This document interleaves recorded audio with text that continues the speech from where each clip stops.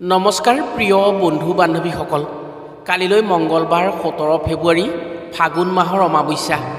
এই অমাৱস্যাত 2026 বৰ্ষৰ প্ৰথমটো সূৰ্যগ্ৰহণ সংযোগ হৈছে। কালিলৈ দিনটোত বিশ্ববাসীয়ে প্ৰায় 90 বছৰৰ পাছত এক বিৰল মহাজাগতিক পৰিঘটনাৰ সাক্ষী হ'বলৈ গৈ আছে। কালিলৈ দিনটোত প্ৰতিজন মানুহেই সজাগ আৰু সচেতন হোৱাৰ অত্যন্ত আৱশ্যকীয়তা আছে। যদি আপোনাৰ ঘৰত কণ শিশু আছে বা গৰ্ভৱতী মহিলা আছে, তেনে কালিলৈ সূৰ্যগ্ৰহণৰ ফলত যি মহাজাগতিক পৰিঘটনা হ'ব, সেই সময়ত যাতে সতৰ্ক হোৱাৰ লগতে ঘৰৰ বাহিৰ হ'বলৈ নিদিয়ে, তাৰ প্ৰতি অধিক সতৰ্ক হ'ব লাগিব। কিয়নো এই সূৰ্যগ্ৰহণৰ প্ৰভাৱে শাৰীৰিক ক্ষতি কৰাৰ লগতে মানসিক চাপ বৃদ্ধি কৰাৰ ভয় আছে। আজিৰ ভিডিঅ'ত আমি আপোনাক জনাম কালিলৈ যি সূৰ্যগ্ৰহণ হ'ব, এই সূৰ্যগ্ৰহণ কিমান সময়ত আৰম্ভ হৈ কিমান সময়ত সমাপ্ত হ'ব। সূৰ্যগ্ৰহণৰ মহাজাগতিক পৰিঘটনাৰ সময়ত কি কি ক্ষেত্ৰত অধিক সতৰ্ক হ'ব লাগে, নহ'লে শৰীৰৰ বাবে অতি ক্ষতিকাৰক হৈ শাৰীৰিক সমস্যাত পৰিব লাগে। সূৰ্যগ্ৰহণৰ সময়ত কি কাম কৰি ৰাখিব পাৰিলে দুৰ্ভাগ্য আঁতৰি সৌভাগ্যশালী হয়। গ্ৰহণৰ সময়ত কৰা কি কি ভুল কামৰ বাবে জীৱনলৈ অন্ধকাৰ নামি আহি সৰ্বশান্ত হ'বলগীয়া হয়। গতিকে আজিৰ ভিডিঅ'টো প্ৰতিজন মানুহৰ বাবেই অতি লাগতিয়াল ভিডিঅ'। সেয়েহে আজিৰ ভিডিঅ'টো সম্পূৰ্ণকৈ চাব পাৰিলে সূৰ্যগ্ৰহণৰ সময়ত কি কি কৰিব লাগিব কথাসমূহ জানি নিশ্চয় উপকৃত হ'ব পাৰিব। জ্যোতিষশাস্ত্ৰৰ গণনা মতে 2026 বৰ্ষৰ প্ৰথম সূৰ্যগ্ৰহণ বলয়গ্ৰাস সূৰ্যগ্ৰহণ হ'ব 17 ফেব্ৰুৱাৰী মঙ্গলবাৰে আবেলি 5:26 পৰা সন্ধিয়া 7:57 এই গ্ৰহণ থাকিব। ইয়াৰ সূতককাল আবেলি 3 বজাৰ পৰাই আৰম্ভ হ'ব।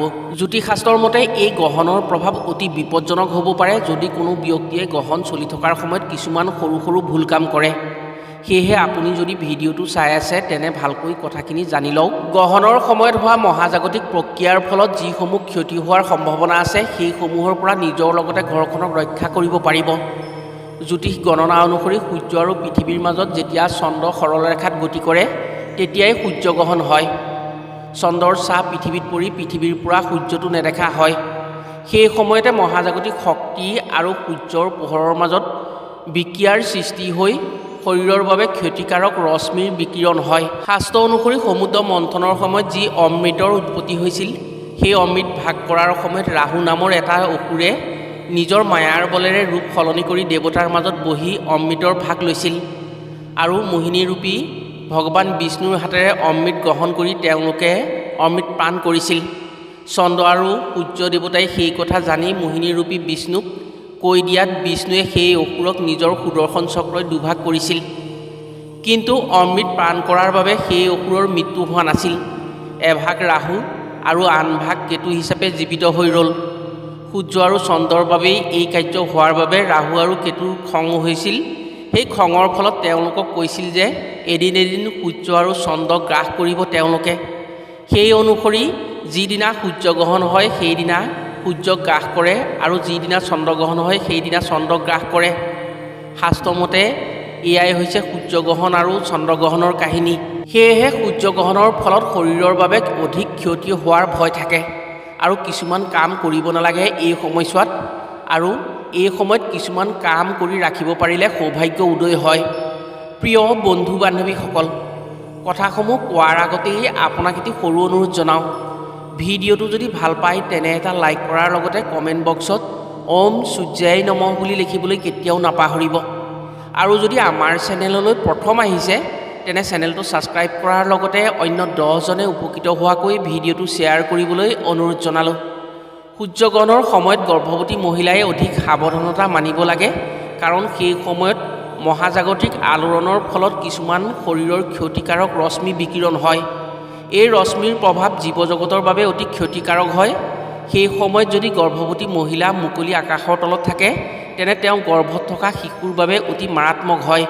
সেই ৰশ্মিয়ে শিশুৰ শাৰীৰিক আৰু মানসিক ক্ষেত্ৰত প্ৰভাৱ পেলাই পিছত ক্ষতি কৰিব পাৰে। সূৰ্যগ্ৰহণ যেতিয়া আৰম্ভ হয় তেতিয়া ভুলতো খালী চকুৰে সেই দৃশ্য চোৱাৰ সাহস কৰিব নালাগে। সেই সময়ত সূৰ্যৰ পৰা কিছুমান বিষাক্ত ৰশ্মি পৃথিৱীত পৰে। সেই ৰশ্মি যদি পোনপটীয়াকৈ চকুত পৰে তেনে চকুৰ ক্ষতি হোৱাৰ সম্ভাৱনা থাকে, লগতে কেতিয়াবা চিৰদিনৰ বাবে চকুৰ দৃষ্টিশক্তি হেৰুৱাবলগীয়াও হ'ব পাৰে। সেয়েহে গ্ৰহণৰ সময়ছোৱাত ঘৰৰ ভিতৰত থাকিব লাগে আৰু বাহিৰত থাকিলেও সূৰ্যগ্ৰহণৰ যি দৃশ্য সেই দৃশ্য উপভোগ কৰিব নালাগে।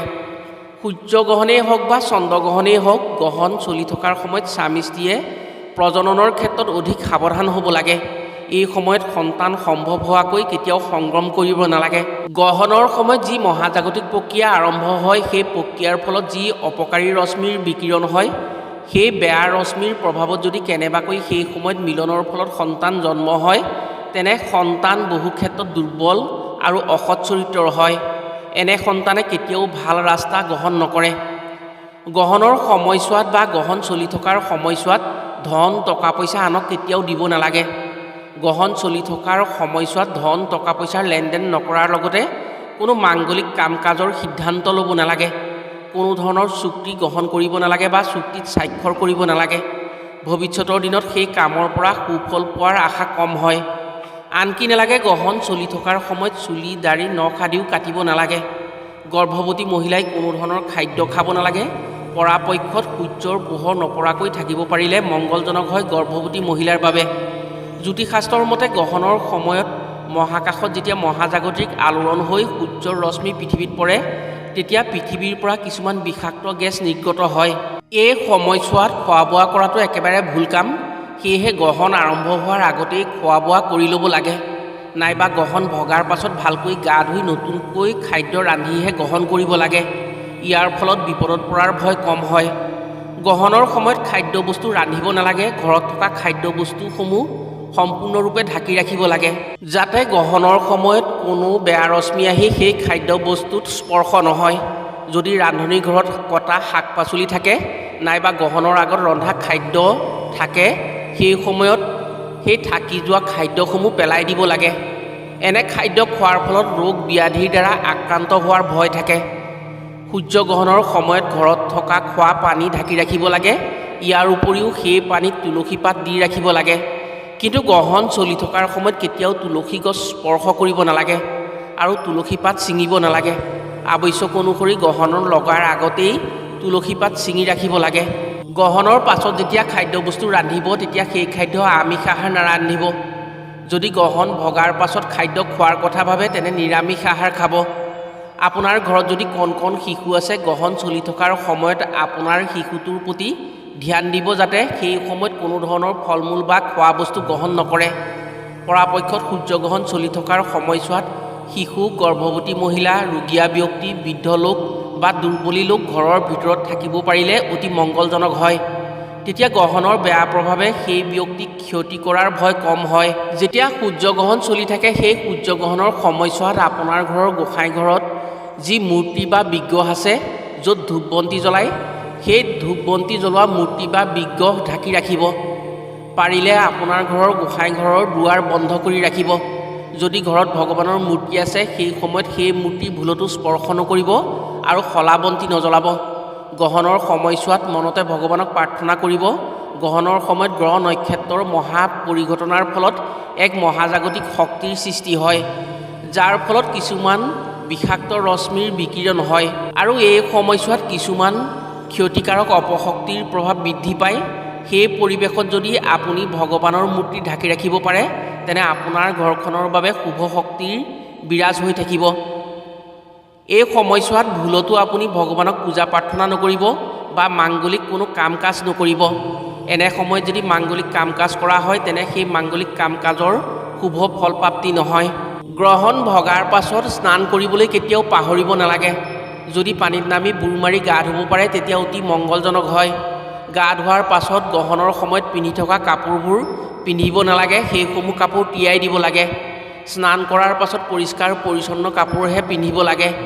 গ্ৰহণৰ পাছত আপোনাৰ ঘৰৰ প্ৰতিটো কোঠাত নিমখ মিশ্ৰণ পানী মিহলি কৰি সেই পানী ছটিয়াব লাগে আৰু ইয়াৰ দ্বাৰা গ্ৰহণৰ সময়ত যিসমূহ বেয়া প্ৰভাৱ পৰিব বা ঋণাত্মক শক্তিৰ প্ৰভাৱ থাকিব, সেই শক্তিসমূহ আঁতৰি যায়। প্ৰিয় বন্ধু বান্ধৱীসকল, ভাৰতীয় সময় অনুসৰি এই গ্ৰহণৰ দৃশ্য আমাৰ দেশত দৃশ্যমান নহয় যদিও ইয়াৰ প্ৰভাৱ নপৰাকৈ কেতিয়াও নাথাকে। যদি সূতকাল আৰম্ভ হোৱাৰ পৰা গ্ৰহণ সমাপ্তিলৈকে, অৰ্থাৎ 3 বজাৰ পৰা 7:57 যদি গ্ৰহণ ভগাৰ সময়লৈকে এইসমূহ কামত আপুনি সতৰ্ক হ'ব পাৰে, তেনে নিশ্চিতভাৱে আপুনি কিছুমান বিপদৰ পৰা ৰক্ষা পৰি উপকৃত হ'ব পাৰিব। আজিলৈ ভিডিঅ'টো ইমানতে সামৰিছোঁ। পুনৰ অন্য এটি ভিডিঅ'ৰ জৰিয়তে লগ পোৱাৰ আশাৰে আজিলৈ আহোঁ। সকলো ভালে থাকক, সুস্থ থাকক। ধন্যবাদ।